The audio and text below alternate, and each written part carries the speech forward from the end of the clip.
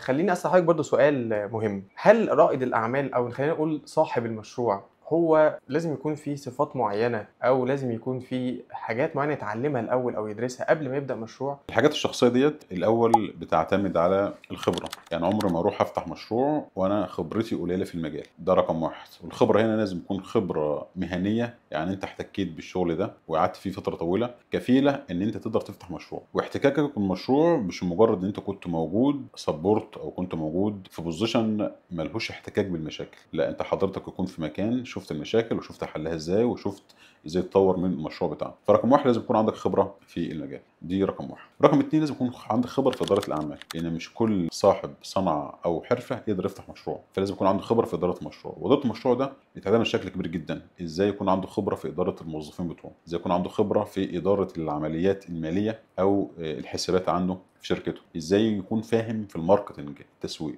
اهم. كذلك إزاي يكون عنده دراية بدراسة الجدوى المشروع بتاعه من A to Z. فأصبح لو حبينا نقسمها إلى شقين اتنين، فعندي شق مهني اللي هي الجزئية الخاصة بالمشروع بتاعه لازم يكون فاهمها بشكل حلو، رقم 2 شق إداري، والاتنين ما ينفعش إن هما ينشقوا عن بعض. طيب أنت عايز تبدأ مشروع وعندك خبرة في أحدهما والشق التاني مش موجود عندك، هنا ممكن تستعين بشريك، فواحد بيبقى داخل مثلًا بخبرته في المجال وواحد تاني داخل بشق إداري، اهم. أو أنت عندك خبرة كويسة في كله ما عدا الشق المالي، فأنت داخل برضه معاك شريك إنه يكون مستثمر هيغطي معاك الشق المالي. طب أنا عندي خبرة في كله ما عدا شق التسويق، فأنت بتدخل معاك شركة تسويق أو حد فاهم في الديجيتال ماركت بشكل عام بيغطي معاك التسويق وأنت قايم بالمشروع بالكامل، لكن هي منظومة كاملة ما ينفعش يختل توازن طرف من الأطراف.